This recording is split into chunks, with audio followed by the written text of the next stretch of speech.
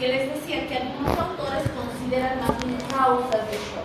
Nosotros no vamos a pelear y decir autores tipos de causas. En nuestra bibliografía hemos dicho que está considerado como tipos, es correcto también. Hay 4 tipos de shock: shock hipovolémico, distributivo, cardiogénico, obstructivo. De estos 4, el diferente a los demás es el distributivo. ¿Recuerdan por qué? Porque en lugar de vaso contraerse, el vaso dilata. ¿Y eso qué decimos? Que hay un aumento o una disminución en la resistencia vascular periférica. Una disminución. Porque miren, aquí está la resistencia. Si yo le quito esta resistencia, una disminución se dilata. ¿Sí? Tengan mucho cuidado con esos términos en las evaluaciones, porque hay eso. En este tipo de shock hay un aumento de la resistencia, hay disminución de la resistencia, ¿no? Ahora, aquí nosotros habíamos mencionado algunos ejemplos, ¿no? Habíamos visto justamente algunos tipos de shock hipovolémico, hemorragia, traumas, cirugías, quemaduras y vómitos y diarreas, ¿no? Que cuando son agudos y constantes, se revisan, se vuelven crónicos, pueden causar un shock hipovolémico. En el distributivo teníamos a su vez 3 tipos de shock: shock neurogénico, anafiláctico y la sepsis. Vamos a diferenciar una sepsis de un shock séptico, que seguramente ya han escuchado en algunas materias, ya han hablado también sobre ello, ¿no? Y después tenemos al shock cardiogénico, ¿no? Y al shock obstructivo. En el cardiogénico hemos hablado un poco adelante también sobre insuficiencia cardíaca, ¿no? Cuando el corazón claudica ya no funciona más, entramos a un shock cardiogénico. Las causas ahí ya las hemos ido mencionando. Y en el caso del shock obstructivo, tenemos 2 patologías que hemos visto, ¿no? Uno, el taponamiento cardíaco o aquí pericárdico, ¿sí?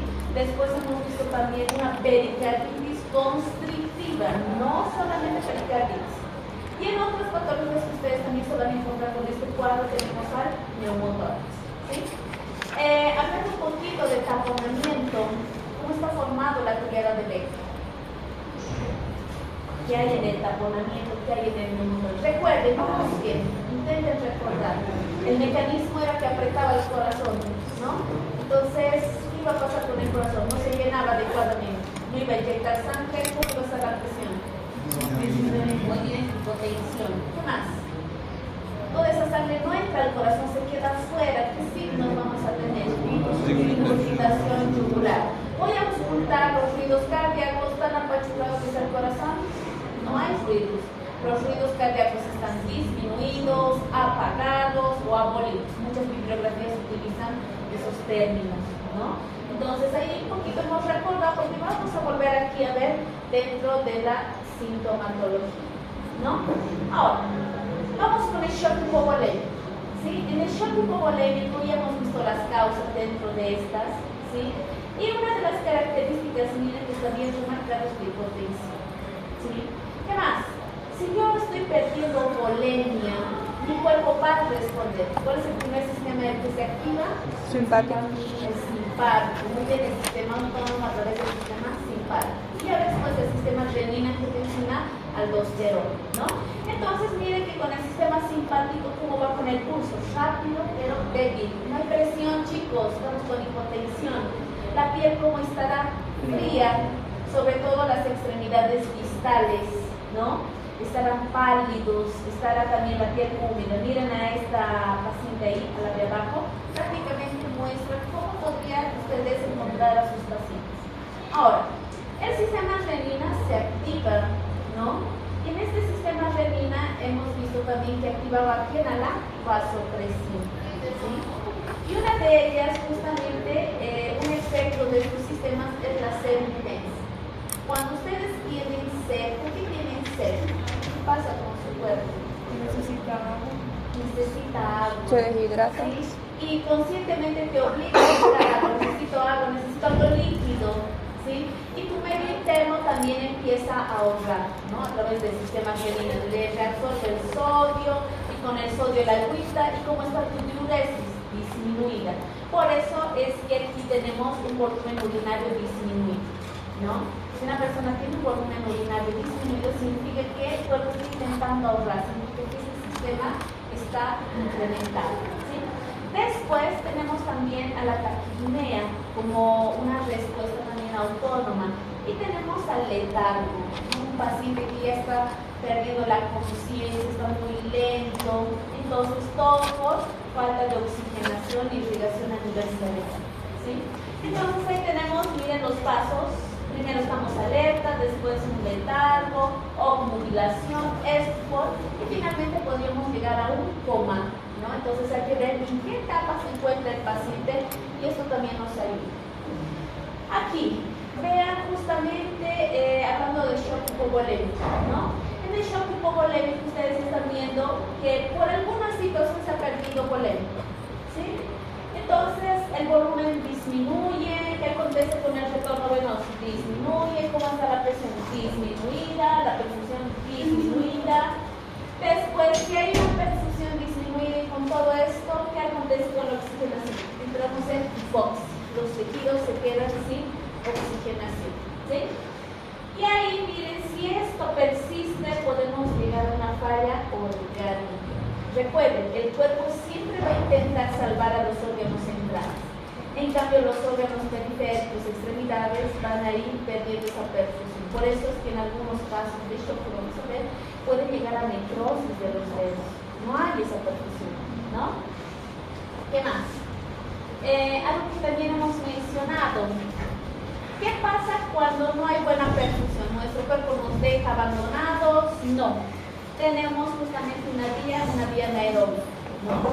En la vía anaeróbica, recuerden, no estamos utilizando oxígeno, ¿sí? Y en cambio nosotros como resultado vamos a dejar ácidos, lactato. Podríamos entrar en una acidosis láctica, ¿sí? Ahora, cuando ustedes encuentran lactato, que va a ser un marcador en nuestro diagnóstico, chicos, ¿qué significa? Que nuestro cuerpo no está recibiendo oxigenación y está recurriendo a una vía anaeróbica y está dejando lactato. Cuando encontramos lactato es de mal pronóstico, ¿no? Lo normal es de 0.5 a 2.2. Cuando supera esto, llega a 4, vamos catalogando al paciente como crítico, precrítico, ¿no? Entonces, a mayor cantidad de concentración de lactato, mayor gravedad del paciente, ¿sí? Recuerden también que estos ácidos, como son ácidos, chicos, y entran en contacto con los tejidos, lesionan a los tejidos, ¿no? Entonces, estos tejidos que reciben muchos ácidos empiezan a lesionarse, por eso es que llegamos a un daño orgánico, por eso que también podemos llegar a una falla orgánica, ¿sí? Ahora, ¿cómo está nuestra presión arterial media? Va a ir disminuyendo, ¿no? Nuestro cuerpo nos dejará solo, no, otra vez. Tenemos ciertos receptores, que son varios receptores de presión, ¿no? ¿Qué es lo que van a hacer? Van a entrar en un mecanismo de respuesta. ¿Qué es lo que van a hacer? Van a empezar a pensar vasoconstricción. Es un mecanismo, ¿sí? Hemos dicho hipovolémico. Ahora, esa vasoconstricción, ustedes ya saben, si su cuerpo en este momento entra en vasoconstricción, ¿qué signos o síntomas tendrían, doctora? La piel fría, pálida, ¿no? Y a nivel renal tendrían seguramente una disminución del filtrado glomerular, ¿sí? Y eso en que se traduce poca diuresis, el paciente, doctora, no está orinando, ¿sí? Y tenemos aquí en otros sistemas que hemos visto en un inicio, ¿no? ¿Por qué la taquicardia? ¿Por qué puede entrar en una lesión renal aguda? ¿Sí? Recuerden, el filtrado glomerular está disminuyendo, se están acumulando justamente las sustancias, los desechos, y eso nos va a causar una azotemia prerrenal.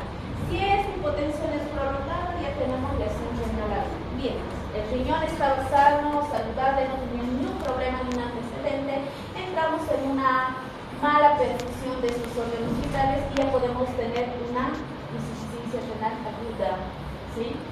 La disminución en la oxigenación, hemos dicho, causa esa hipoxia, ¿no? Y esto lleva justamente a una acidosis. ¿Por qué? Porque estamos produciendo el ácido láctico, ¿sí? Ese es un buen marcador. Y esto a su vez va a generar una respuesta como una taquipnea, con la descarga adrenérgica, ¿no?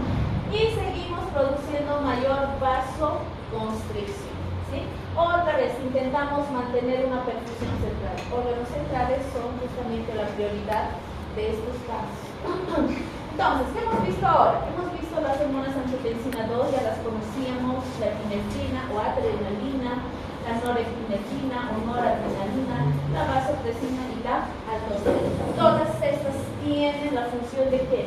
De retener sodio y agua. Si retiene sodio y agua, tu volemia que se estaba perdiendo aquí al inicio, un tipo volemia, va a ser tratada de compensarse, va a estar restaurada. Pero dependerá la causa, ¿no? Para que pueda continuar y pueda llegar a una falla orgánica, ¿sí? Entonces aquí hemos visto varias reacciones compensatorias. Que pasen esto bien en casa, analicen todo esto. Ahí hemos visto la vasoconstricción, taquicardia, reconstricción, la taquipnea, ¿no? La inquietud del paciente, porque ya tiene una alteración de la conciencia, ¿sí? Aquí tenemos las hormonas que hemos ido mencionando. ¿Cómo se encuentran estas? Todas están elevadas, todas están intentando retener sodio y agua, mantener la volemia. Entonces tenemos esos mecanismos de compensación. Ahora, quiero que vean este cuadrito. Este es un cuadrito que actualmente existe en el ATLS, ¿no? En este ATLS justamente se encarga de atender de forma rápida a los pacientes con trauma. Y ahí justamente ha salido este cuadrito. Antiguamente el cuadrito tenía valores, ¿no? Para decir una frecuencia cardíaca, taquicardia arriba de 100, ¿sí?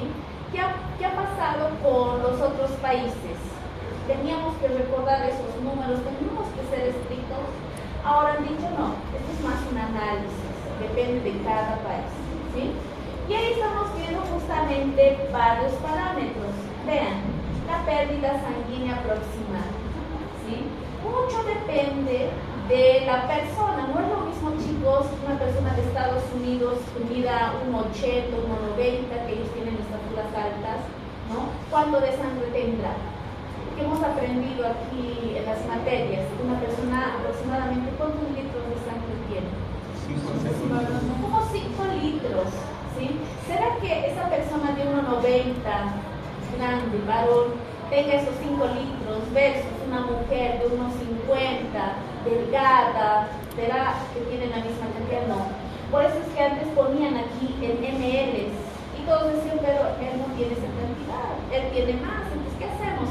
Entonces ahí justamente los han catalogado por porcentajes, que ahí sí va a coincidir en cada persona, ¿no?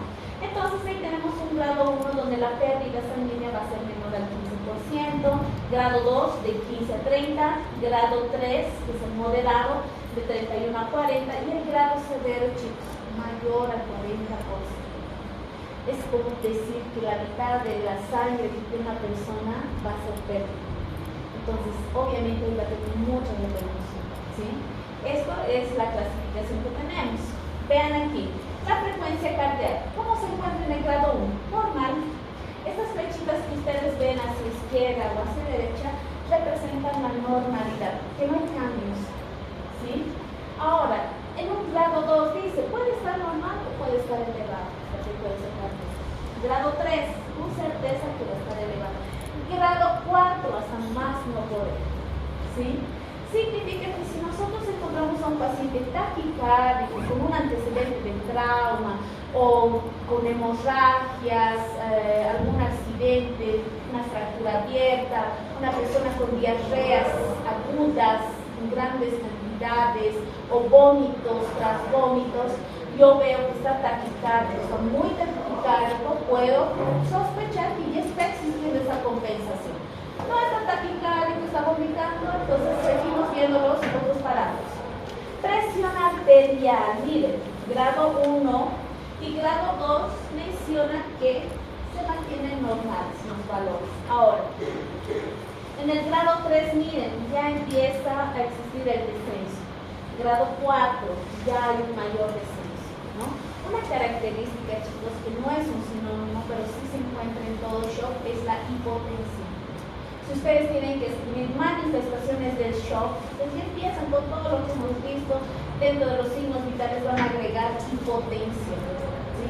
Una característica de todos los shocks que vamos a ver a continuación es la hipotensión, ¿sí? La presión de pulso, miren, normal. En empieza a disminuir bastante. Frecuencia respiratoria, miren, encuentra ahí en valores normales, puede estar aumentado, muy aumentado. Gasto urinario normal, ¿sí? El paciente está presentando diuresis, aquí disminuye, no hay diuresis, un poco. ¿Qué significa? Que no está funcionando a nivel renal. La escala de Glasgow, ¿no? Aquí, en la escala de Glasgow, ¿qué es lo que evaluamos nosotros? La conciencia, y tiene varios parámetros, ¿no? Si en la escala de Glasgow se ve afectado, ¿no? Ya lo vamos catalogando desde el grado 3. ¿Por qué? Porque aquí el paciente responde, señor, sabe, no está así, estoy en el hospital, tuve un accidente, les cuenta, les responde y todo ello. Ya cuando el paciente va perdiendo mucha sangre, la colemia, ¿qué acontece? Ya empieza justamente a alterarse los niveles de conciencia. El señor sabe dónde está y se responde, lo que está escuchando está despierto. O señor, levante la mano, que está mirando pero no puede levantar la mano, ¿no? Entonces tenemos diferentes alteraciones y ahí también tiene justamente esos parámetros. Ahora, el déficit de base, esto generalmente lo van a evaluar con gasometrías, ¿no? Ustedes, ¿qué saben sobre las gasometrías? ¿Qué sirve? ¿Qué momento? ¿Todo paciente? Para ver si están acidosis, alcalosis, están con el metabólico y cómo respiran. Para ver si está una acidosis, una alcalosis. ¿Qué más? ¿Qué más? ¿Qué otros conceptos pueden dar? ¿Para qué nos sirve una gasometría? Para medir los gases arteriales, ¿sí? Si los gases, chicos, tienen que estar en un equilibrio, tienen que estar en una homeostasis, ¿no? Y la única forma de saber cómo está su oxigenación realmente, yo necesito hacer una gasometría, ¿sí? Para ver y determinar, como dice su colega, si está en una acidosis, si está en una alcalosis. Si tiene muchos ácidos, o en cambio está perdiendo los ácidos, ¿no? Esto me ayuda justamente a identificar eso, ¿no? Eso lo van a ver seguramente más en nefro. Entonces, vamos a utilizar también eso de la gasometría. Otro, aquí ya hablamos un poco del manejo, necesidad de productos sanguíneos. Vean, en el grado 1, su presión, valores, está todo normal, seguimos monitorizando. Grado 2, es posible que necesiten transfusiones, es posible. Pero antes de una transfusión, chicos, ¿qué le darían ustedes para compensar su bulimia? Soluciones, ¿no? Las soluciones, ¿sí? Y justamente una de las bibliografías decía, si está perdiendo sangre, ¿qué le deberían dar? Sangre, ¿sí? Pero ustedes van a ver que nuestro medio no es tan fácil, ¿sí? Cuando ustedes ya hagan sus rotaciones, seguramente ya están en ello, y les piden, anda a reservar un paquete, ¿no? Todo un protocolo, chicos, que firma aquí, que tiene que hacer termodinámico, ya que te lo van a preparar, ya en 4 horas seguramente. Y estos casos, si nos vamos a una emergencia, que en este momento llegó un accidentado sangrando, no vamos a tener ese paquete en ese momento, ¿no? Entonces, antes de irnos seguramente a las transfusiones, vamos a administrar las soluciones, ¿sí? En un grado 3, miren que ya es recomendable. ¿Por qué? Porque la pérdida va entre un 40%. No lo puedes solamente monitorizar y dar tal vez solamente soluciones, ya debe estar reservado a tus pacientes tubulares, ¿no?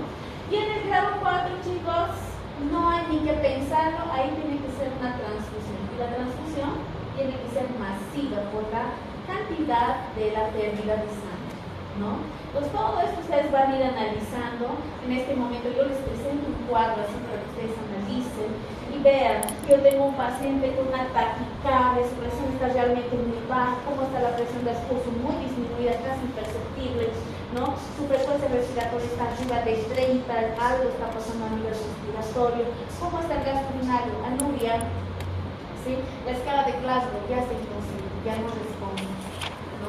Entonces, según a esto, ustedes van a actuar. A diferencia de un paciente que está despierto, consciente, lo van a monitorizar y tal vez ni siquiera necesite algunas soluciones, porque las pérdidas son mínimas, ¿no? Y ahí se pensará qué es lo que está originando. Recuerden, toda patología se trata la causa. Inicialmente tratamos de estabilizar los síntomas, pero debemos ir a buscar la causa para que todo esto se detenga, ¿no? Inicialmente tiene que ser así.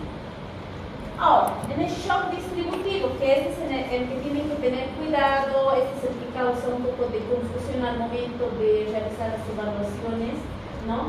Les decía, en el shock distributivo la resistencia vascular periférica está disminuida. Como está disminuida, se dilata, ¿sí? Y aquí justamente hablamos de eso, pierde el tono, aumenta el tamaño de los vasos, ¿sí? El desplazamiento del volumen. Imaginen que tiene una persona de pie, todos sus vasos sanguíneos, todo se dilata. ¿Qué pasa con la sangre? Sale más fácil. La vamos a poner sentada a la persona, mejor, está sentado, ¿sí? Y tiene todos los vasos sanguíneos dilatados y se pone de pie rápidamente. ¿Qué acontece? 5, me se ¿por qué? Porque el retorno no está ¿qué más? Porque por la gravedad hace que la sangre baje.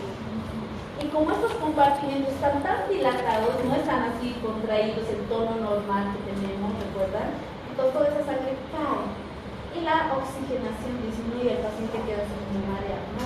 Un ratito me pondré aquí, ¿sí?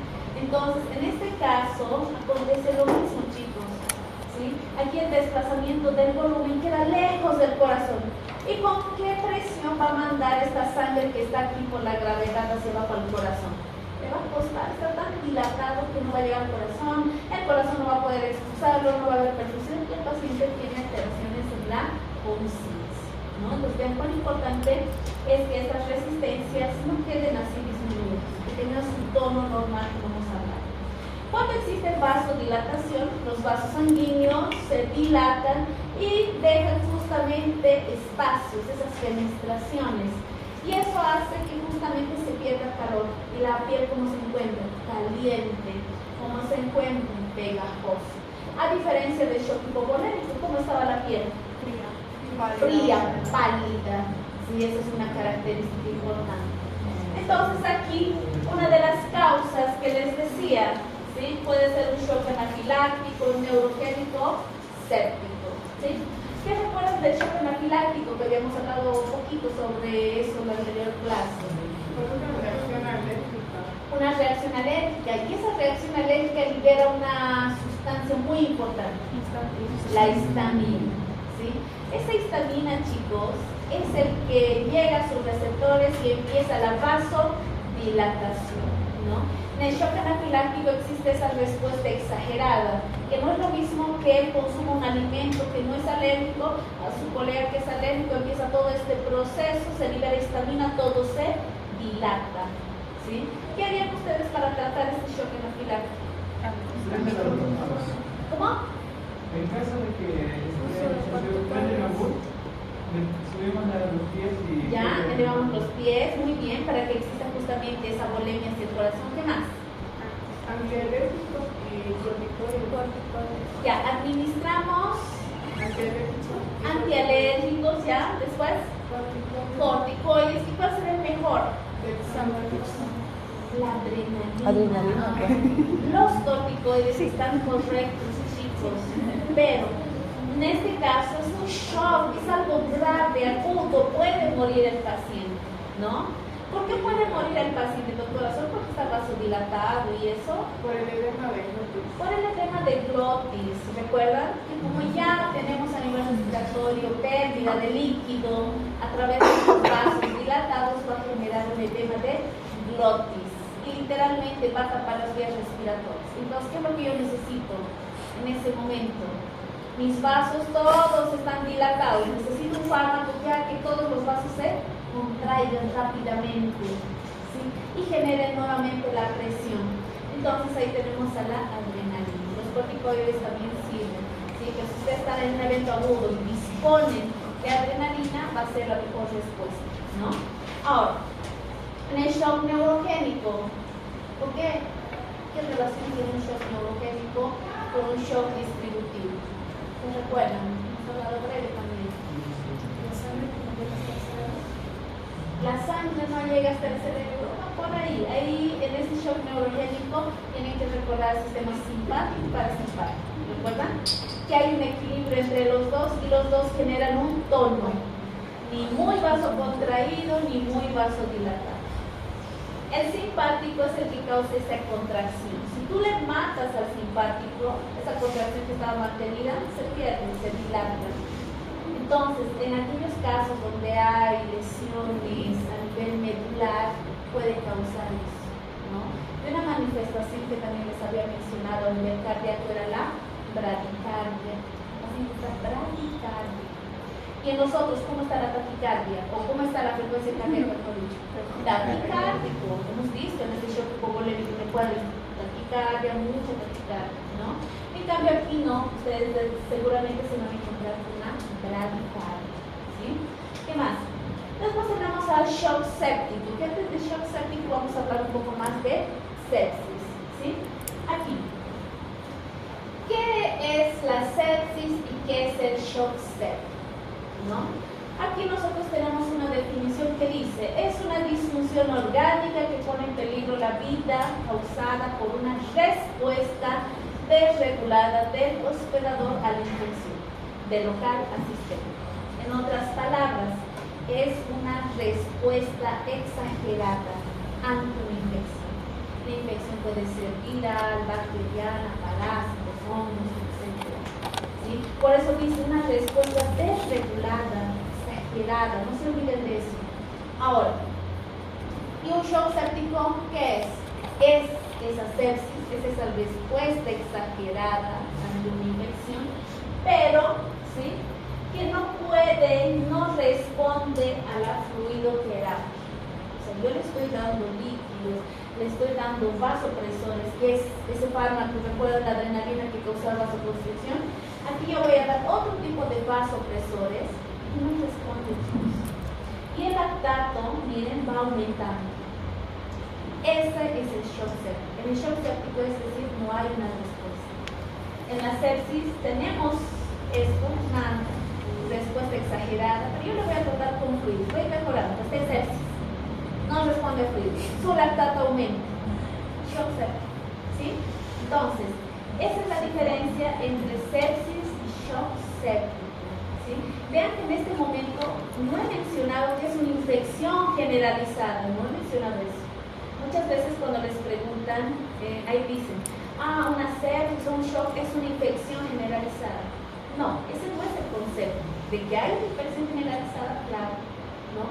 Y estas infecciones, chicos, pueden empezar bien poquitos en focos lugares, como pulmonar, en la piel, a nivel renal, solo de un rascado de la piel se ha muerto. Exagerados, no creo eso, realmente acontece, ¿no? Hay que ver cómo está la inmunidad del paciente, hay que ver qué agente era, el tipo de contaminación, y puede causar toda esa respuesta, chicos, ¿no? Entonces, cuando hablamos de sepsis y hablamos de shock séptico, estamos hablando de un cuadro grave. Aquí el paciente seguramente, ¿dónde estará? En terapia intensiva, lo están manejando, porque está en un riesgo de vida o muerte, ¿no? Esto no lo van a tratar en salas, en la emergencia lo pueden encontrar, lo van a monitorizar y lo van a llevar ya a terapia intensiva, ¿no? Entonces aquí estamos hablando de un cuadro muy grave. ¿Qué más? Veamos un poquito aquí sobre este shock, ¿sí? En el shock séptico, vean, de cada agente presenta sus endotoxinas, ¿sí? Esas toxinas justamente que pueden ser letales para ciertas personas y para otras no, ¿sí? Todo esto justamente se unen a estos lipopolisacáridos, ahí vienen un poquito nuestras defensas, los macrófagos, ¿no? Y ahí empieza a reclutar a las citocinas, interleuquinas, factores de necrosis. Chicos, se exagera todo esto, todo, ¿sí? Y en este momento ya empiezan a responder diferentes partes de nuestro cuerpo. Hipotálamo, hay fiebre, taquicardia, taquipnea, las células endoteliales capitulares, hemos dicho, que van a justamente empezar a dilatarse. ¿Por qué se dilatan? Porque ya están liberando óxido nítrico, ¿no? Están más vasodilatadas, está extravasando este líquido, no hay una buena perfusión porque el vaso está dilatado, se está yendo a otro espacio en la sangre, ¿no? Y empieza la hipoxia. Bueno, nuestro cuerpo va a responder con un sistema anaerobio que hemos visto y que va a producir ácido láctico. Ese ácido láctico me está diciendo, encontraste ácido láctico, piensa que tu cuerpo no se está oxigenando, ¿no? Entonces ahí empieza esa acidosis láctica, aquí es donde nosotros tenemos que empezar a actuar para que no llegue a la muerte. Entonces en este evento, ¿qué podemos encontrar? Hipotensión, hipoxemia, trombocitopenia, oliguria y podemos encontrar una acidosis metabólica, ¿sí? ¿Qué saben sobre una acidosis respiratoria y metabólica? Solo acidosis, no quiero valores. Quiero que me digan qué entienden cuando ustedes escuchan acidosis metabólica. Por un vómito, acidez, bajo pH. Bajo pH. ¿Qué más?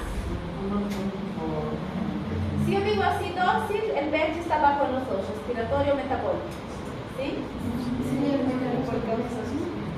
Sería el mecanismo de compensación, ¿ya? La acidosis metabólica, el bicarbonato está igual debajo que, bueno, está bajo que Ya, en la acidosis metabólica el bicarbonato está bajo, el pH está bajo. y en la respiratoria el bicarbonato está alto y se compensa. Y ahí vamos. Sí, ya. Está muy bien todo lo que ustedes están mencionando, está excelente. Vamos a qué órgano está afectado para que haya una acidosis respiratoria. El pulmón, ¿sí? Y para que haya una acidosis metabólica, el riñón, ¿sí? Recuerden las funciones del riñón: equilibrio ácido básico, iones, hidrogeniones, ¿sí? Entonces, todos estos gases, chicos, encuentran justamente, ¿sí?, un equilibrio. Cuando este equilibrio se rompe, acontece eso. Entonces, miren, si aquí hablamos de una acidosis metabólica, nos está diciendo que a nivel renal, ¿sí?, está existiendo una disfunción, ¿sí? Hablamos un poquito así del shock séptico. Ahora, esta es una escala que ustedes van a escuchar, les van a preguntar, seguramente se van a ir actualizando más, ¿sí?, porque ahora se han ido actualizando. Antes se manejaba el SIRS, ¿sí? El síndrome de respuesta inflamatoria sistémica. Eso era lo preguntado antes. Antes no existía ni este SOFA, ni este SOFA, que lo vamos a mencionar, ¿no? Y decía, está en un síndrome de respuesta inflamatoria sistémica, hay que ver cuáles son los criterios para mencionar que la temperatura esté elevada, mayor a 38 o menor a 36, que la frecuencia cardíaca esté mayor a 90, que la frecuencia respiratoria esté mayor a 20 y que los glóbulos blancos estén mayor a 12.000 o menor a 4.000, ¿sí? Ahora, cuando llega tu paciente, ¿puedes hacer todos estos criterios rápidamente, sí o no? ¿Le puedo tomar su temperatura? Sí, fácil. Frecuencia cardíaca, le oculto. Frecuencia respiratoria también. Los glóbulos, ¿cuánto tiempo me van a entregar? Va a tardar, ¿sí? Mismo si no me da un informe, yo voy verbalmente cómo están, ¿sí? Va a tardar un tiempo. Entonces, eso es lo que ellos han visto y han dicho, necesitamos una escala que valore, que nos diga, estará en un cuadro de sepsis, ¿no? Porque recuerden, toda sepsis puede evolucionar a un shock séptico. Entonces, ¿qué es lo ideal? Que no lo diagnostiques con shock séptico, diagnostica la sepsis, tratar y que no vaya shock séptico, estabilizar a tu paciente, ¿no? Entonces, ahí viene justamente la escala que se llama Quick SOFA, ¿sí? Aquí están viendo Quick SOFA. En este Quick SOFA es una escala pequeñita que seguramente ya les han mencionado, tal vez han escuchado algo. Y ahí evalúa 3 criterios, vean aquí. 1, que la frecuencia respiratoria esté mayor a 23. ¿Ya? ¿Cuánto equivale? Que el estado mental, el estado de conciencia que nosotros lo medimos con la escala de Glasgow, ¿sí?, esté alterada, que tenga menor a 13, ¿sí?, porque Glasgow es hasta 15, ¿no? Otro, que la presión arterial sistólica sea menor a 100, un punto. En total dan 3 puntos. ¿Cuántos necesito para decir que ya está en una sepsis? 2 puntos. ¿Sí? Si yo tengo a mi paciente con una frecuencia respiratoria de 22, está alterada su conciencia, tal vez no, y su presión sistólica está menor, así que hago. Puedo decir, esta es una sepsis, mi paciente está séptico, ¿qué opina? Y ahí es donde ha habido justamente esos problemas. Yo puedo tener una persona con una frecuencia respiratoria de 22, con su presión baja, no está en sepsis. ¿Qué opinan sobre eso? ¿Lo ponemos como sepsis o qué hacemos? No sabía preguntar de dónde es. Ya, aquí es muy importante el antecedente. ¿Sí? Nosotros solo estamos aquí poniéndoles escalas, chicos, nada más. Escalas, sí, doctora, tiene menor, sí, está en sepsis. Sería equivocado. Tiene que tener un antecedente. ¿Sí? Y en ese antecedente justamente miren, es la sospecha de infección o si ya tiene la misma infección. No es que todo paciente que va a ingresar voy a ver, está elevado, está disminuido, sepsis, no. Necesito yo tener una sospecha de infección, ¿no? Y uno de esos datos también es la fiebre, contacto con alguna persona contaminada o ha estado internada anteriormente, dependerá mucho del antecedente, ¿sí? Entonces yo necesito esta sospecha de infección.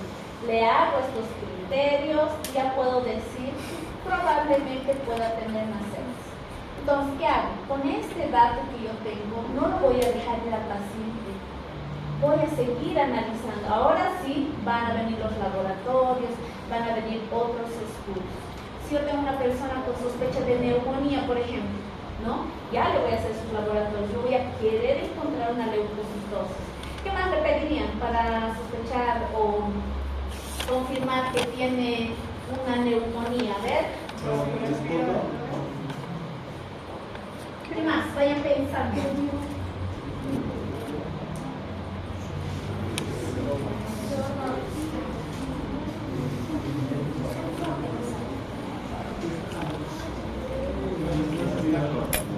Vamos a pedir si es una neumonía.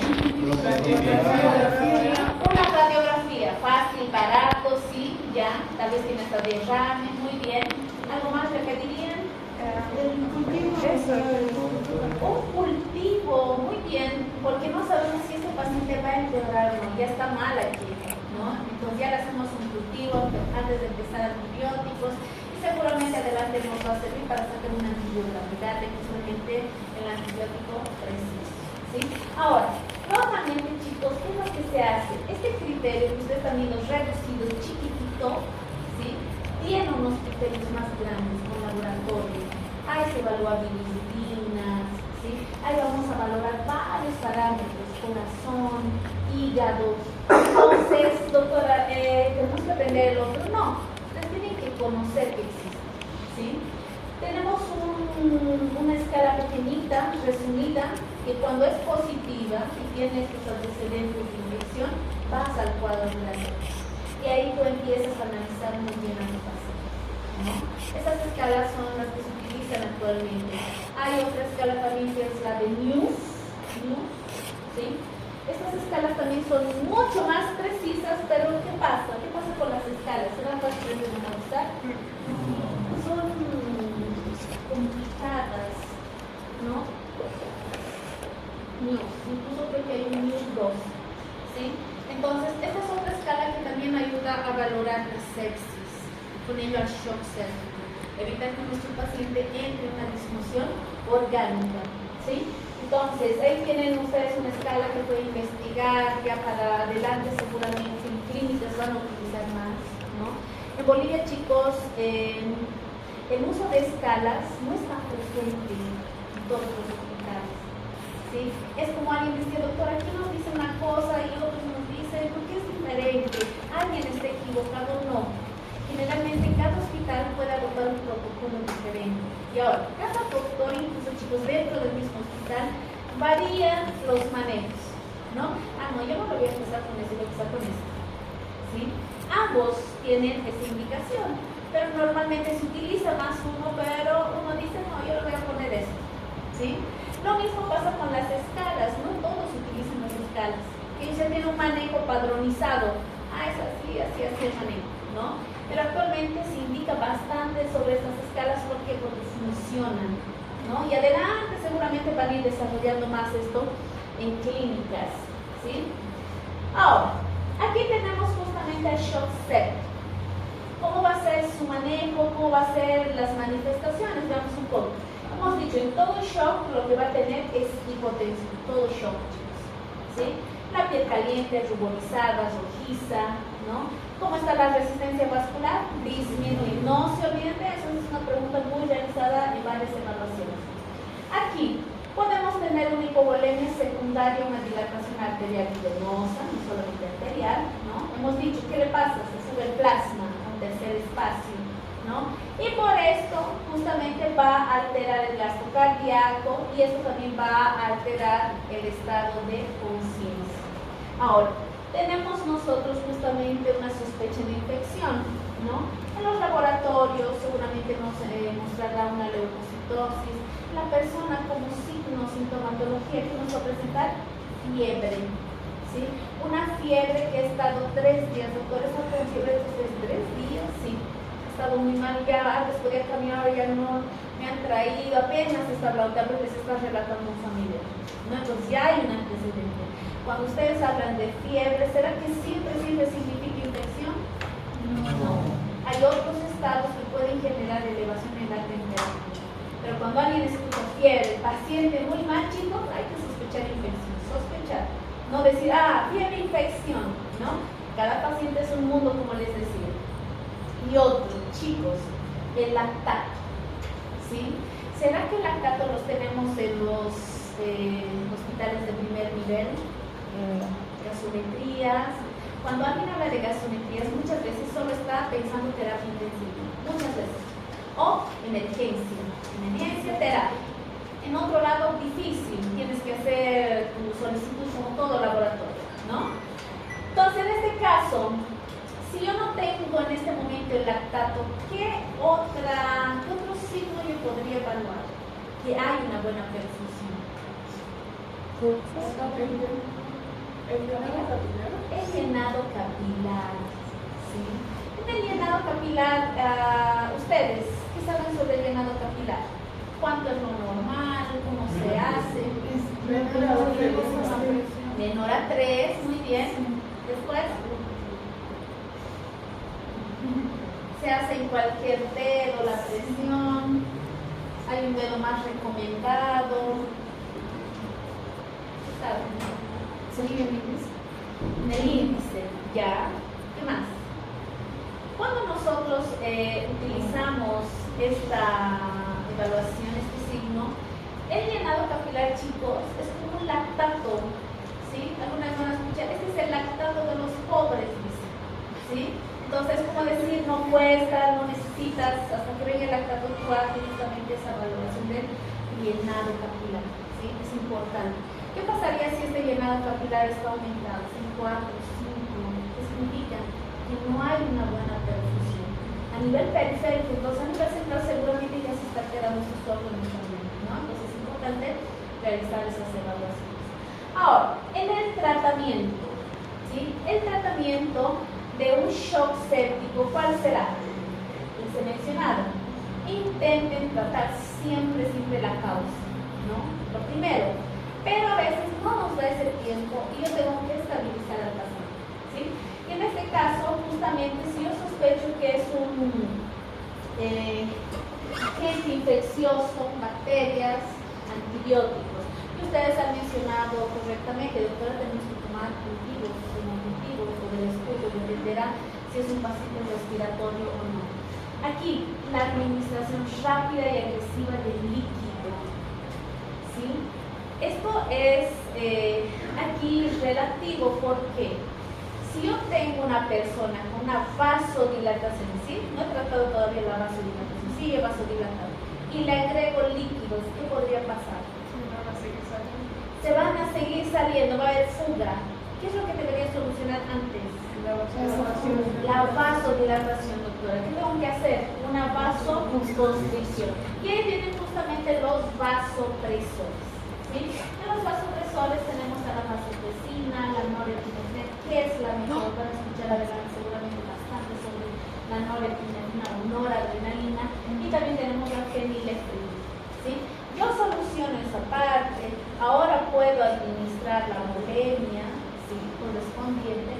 No es lo mismo tratar un shock séptico que a un shock hipovolémico. ¿Por qué? En el hipovolémico de por sí ya está vasocontráctil como respuesta, ¿no? Yo le debo administrar los líquidos rápidamente, ¿no?, si es que no es una transfusión lo que requiere. En este caso necesitamos eso. Los inotrópicos positivos. ¿Qué es un inotrópico?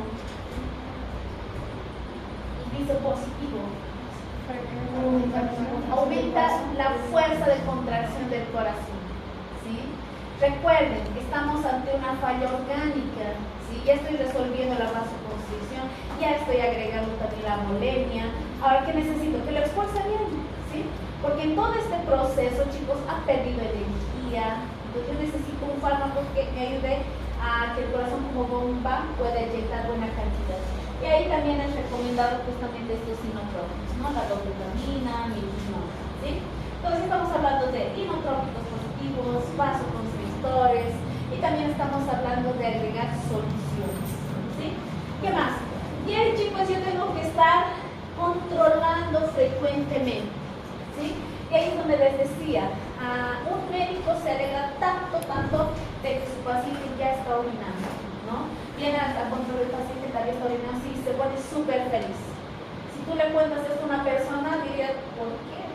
Y ese tipo se va a alegrar.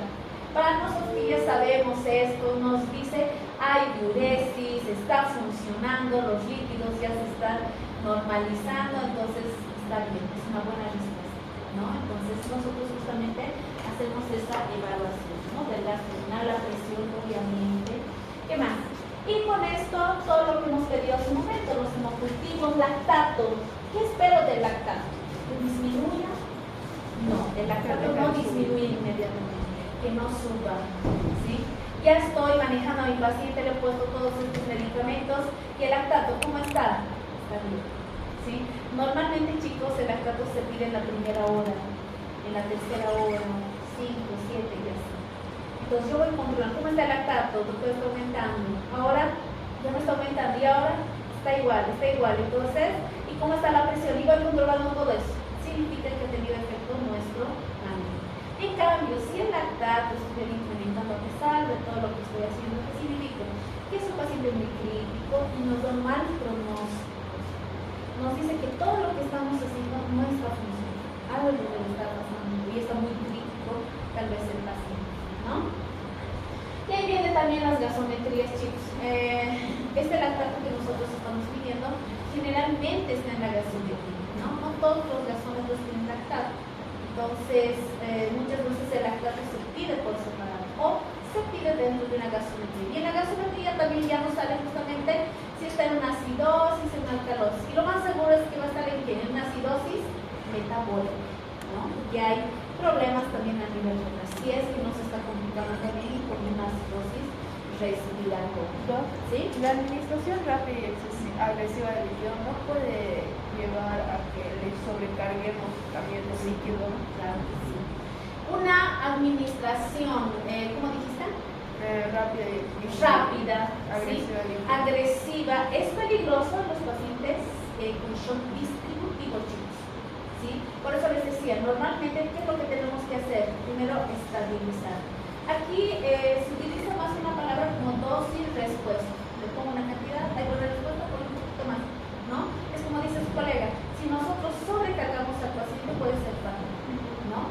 Entonces, esto se evalúa en cada tipo de shock en los pacientes, sus parámetros, ¿no? Ya hay respuesta con las soluciones, seguimos. No hay respuesta, aumentar un poco más. Y ahí vamos disminuyendo y aumentando, ¿sí? Dosis-respuesta. Entonces, así, chicos, hemos hablado sobre el shock séptico, ¿no? Entonces, ahí es todo lo que hemos mencionado, ¿vean? La administración de los fármacos. Hemos hablado de este antibiótico, ¿sí? Hemos hablado de los líquidos, los vasopresores, necesitamos los inotrópicos, ¿no? Control de estos parámetros y de los otros laboratorios, ¿sí? Shock cardiogénico. Tenemos que hablar de shock cardiogénico. cardíaco, ¿no? Y hemos dicho que era el shock cardiogénico, una alteración en el corazón como bomba, no funciona más, ¿sí? Y aquí las causas las hemos visto: infarto, insuficiencia cardíaca, arritmias, insuficiencia cardíaca, puede ser consecuencia. Y ahí tenemos bien breve así, justamente un shock cardiogénico. En este caso lo hemos puesto con una causa de infarto, ¿no? Donde en el infarto, ¿qué es lo que hemos visto? Dependerá en la cara que esté afectada, el corazón como tal, como bomba no está funcionando, va a disminuir el volumen latido, disminuye el gasto cardíaco, menos perfusión, menos contractilidad. Recuerden que las coronarias irrigan primero al corazón mismo, ¿no? Entonces, si no hay una buena eyección del mismo corazón, disminuye su contractilidad, entra en una hipoxia, ¿sí? Corazón como bomba ya no está funcionando. Y aquí tenemos finalmente el deterioro. ¿Y qué es lo que nos va a causar? Un fallo de bomba, ¿no? Y ahí, miren, puede sobreagregarse lo que hemos mencionado, este síndrome de respuesta inflamatoria sistémica. ¿Se acuerdan decir que teníamos unos criterios y ahí teníamos una leucocitosis? Sí, y ahí va otra pregunta que también ya saben ustedes. ¿Toda leucocitosis significa infección? No. Puede haber otros parámetros, otras afecciones que no necesariamente sean infecciones y pueden causar una leucocitosis, ¿no? Pero si ya tenemos un paciente con antecedentes de infección, sospecha, seguramente vamos a pensar que esa leucocitosis se debe a todo eso, ¿no? Y ahí vean otra vez quién aparece: la hipotensión. En todo tipo de shock, chicos, vamos a encontrar hipotensión. Esa es una característica que tiene dos tipos de shock, ¿no? En las manifestaciones de shock cardiogénico que hemos visto: la hipotensión, ¿sí? Labios, lechos unguiales, piel cianótica por la hipoperfusión, la presión arterial media, sistólica abajo, disminución del gasto urinario, ¿sí? La presión venosa central puede encontrarse elevada, igualmente que la presión capilar pulmonar, ¿sí? Y aquí, como una respuesta a todos los tipos de shock, la alteración de la conciencia, ¿sí? Shock obstructivo, ¿cuál es el mejor ejemplo que hemos tenido? El taponamiento cardíaco, ¿no? Y aquí justamente miren, en el shock obstructivo, ¿cuál sería el tratamiento? Tenemos un shock obstructivo y ¿cuál es la causa? Es un taponamiento, un cardíaco. Broncodilatación. Es obstruir, ¿Broncoscopía? No. setirar, drenar, ¿no? ¿Recuerdan en el taponamiento cardíaco? 250 ml de sangre o de derrame ya puede causar todo este cuadro de forma aguda. Y les puse un ejemplo que puede tener hasta 2 litros, ¿no? En pacientes crónicos. Es muy raro, pero puede acontecer. Entonces ahí tengo que solucionar justamente ese taponamiento. Porque después dar otros medicamentos, ¿tendría sentido? No, necesito liberar justamente la causa. Y aquí es donde es muy importante la causa. ¿Se dan cuenta? Yo tengo que diagnosticar. Para diagnosticar un taponamiento, ¿qué voy a precisar? ¿Cómo van ustedes a pedir? Laboratorios, imagenología,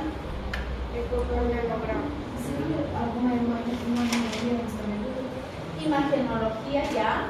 ¿Qué imagenología? Inicialmente, ¿con cuál van a empezar? Un electro, ya en el electro no encontramos nada. Otro, rayos X, ya hay un corazón grande y no es una cardiografía. Radiografía y después La angiografía, último, y aquí no sería más útil, una ecografía. La angiografía nos va a servir más para la parte de los vasos, de las coronarias, ¿no? Entonces, una ecografía.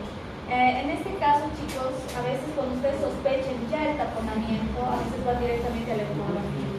Pero muchas veces siempre pasan por el electro, pasan sobre los rayos X, ¿no?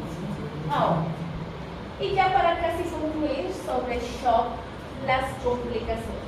¿Qué pasa cuando mi paciente causa un shock y se ha recuperado? ¿Sí? Posteriormente habrá algunas complicaciones, sí. Aquí hay 5 complicaciones que son principales, no son las únicas obviamente. Ahí tenemos lesión pulmonar, insuficiencia renal, que ustedes ya saben, ulceración gastrointestinal. ¿Sí? Algunos de sus colegas decían, hay una gran afección gastrointestinal. Sí, chicos, toda afección, enfermedad, alteración de otros órganos que genera en el cuerpo, estrés. Y ese estrés quita esa capa protectora gástrica. Y ahí empieza justamente esa agresión. ¿Y qué pueden llegar a tener estos pacientes? Úlceras, ¿no? Úlceras gastrointestinales. Y de una úlcera del paciente se puede morir, claro que sí. ¿No? Por eso es que en todo paciente que esté internado, está sufriendo cuadros de estrés, generalmente utilizan a los inhibidores de bomba de protones o a las ranitidina como intento de protección, ¿no? Después tenemos algo muy terrible que no sé si ustedes han escuchado sobre la coagulación intravascular diseminada. En este caso más conocido como el CIP. ¿Saben algo sobre la coagulación intravascular diseminada? ¿Qué les dice su nombre? Coagulación. Se coagula todo. ¿Sí? Este, chicos, es el peor pronóstico. Aquí prácticamente el paciente ya no sabe bien. ¿Sí? ¿Por qué se está coagulando toda la sangre? Hay una alteración. Una alteración. Cuando existen estos tipos de shock, por ejemplo, el shock séptico, ya lo están resolviendo, recuerda todo ese reclutamiento, citocinas, interleuquinas, todas esas empiezan a activar a los factores procoagulantes. En todos los vasos sanguíneos que nosotros en este momento tenemos factores anticoagulantes, ¿sí? Anticoagulantes, por eso nuestra sangre no se está coagulando y está circulando, ¿sí? Y cuando ya hay lesión en un vasito, te cortas un dedo, empieza la coagulación, listo, se detiene. ¿Por qué? Porque está tratando de solucionar una lesión. Internamente estas citocinas, ¿qué hacen? Activan a estas sustancias procoagulantes. Las anticoagulantes ya no están funcionando, van a funcionar muy poco, ¿sí? ¿Y qué es lo que acontece? Empieza a coagularse la sangre. Ustedes saben que cuando algo empieza a coagularse, ¿qué acontece? Empieza a coagularse más. Es una retroalimentación positiva, ¿recuerdan? Algo que empieza y no va a terminar, no cambia, no disminuye. Entonces ahí, chicos, empieza a coagularse. Una vez que existe eso, es difícil saber dónde está aconteciendo eso. Dónde se ve en el brazo, ¿no? Y no podemos trabajar con eso. Sí, se puede. Exactamente. Sí. Por eso uno de los tratamientos también es la anticoagulación, ¿no? Pero muchas veces esto supera, chicos, supera. ¿Sí? ¿Por qué? Algunas veces también está contraindicado los anticoagulantes. Sí. Porque si el paciente tiene, atención, hemorragia y le damos anticoagulantes, ¿qué vamos a empeorar? ¿No? Esto estamos hablando de pacientes con hemorragias activas. ¿Sí? En los casos de shock muchas veces no llega a funcionar, a veces sí está, ¿no? Es que todo este reclutamiento proinflamatorio, procoagulante es rápido. El paciente a veces se puede claudicar rápidamente. Entonces, esa es una de las peores complicaciones. La peor, por ejemplo, ¿no? Porque los otros todavía hay trasplante por ahí. Ahora, y finalmente terminamos con el síndrome de disfunción orgánica múltiple. Que todos los órganos ya fallan. Ya hay insuficiencia renal, ya hay un shock cardiogénico, no está funcionando como bomba. Los sinotrópicos ya no sirven, no funcionan, ¿no? Los pacientes pronto va a fallecer seguramente, ¿sí? Entonces, estas son las complicaciones más frecuentes, no se olviden de eso. ¿Listo? ¿Alguna pregunta sobre shock? ¿Sí? Veamos. ¿Cómo se encuentra el gasto cardíaco en el shock distributivo? Aumentado, disminuido, normal, ¿cómo? ¿Estás seguro?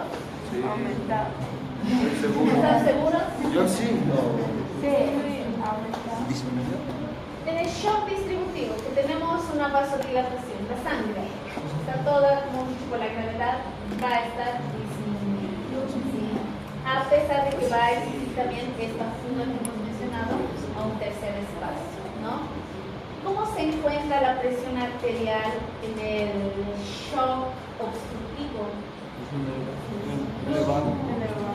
Elevado. La presión arterial en el shock obstructivo. Taponamiento. Está elevado. Puede estar elevado hasta el nivel de compensación. Sí.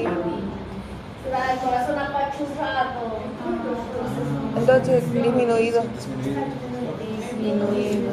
Chicos, recuerden que todo tipo de shock va a estar tanto la hipotensión, tanto la presión arterial, ¿sí? Va a estar disminuida, el gasto cardíaco también va a estar disminuido. La presión va de la mano con el gasto cardíaco, ¿no?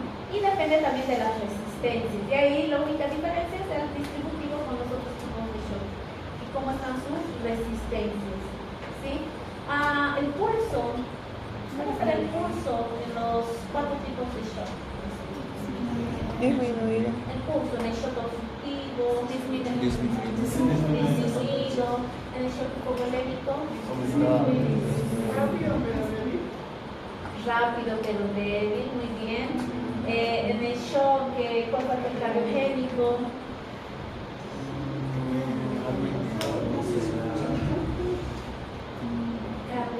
corazón con bomba no está disminuido, con el shock obstructivo. La presión de pulso, chicos, también va de la mano con la presión arterial. Está disminuido, ¿no?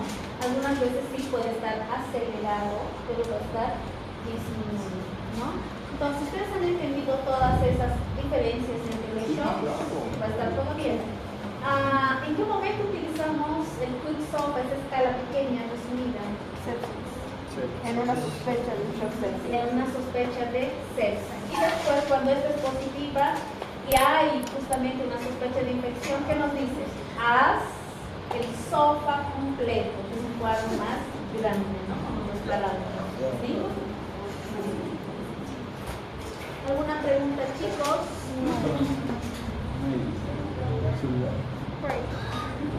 Vamos a dar un break de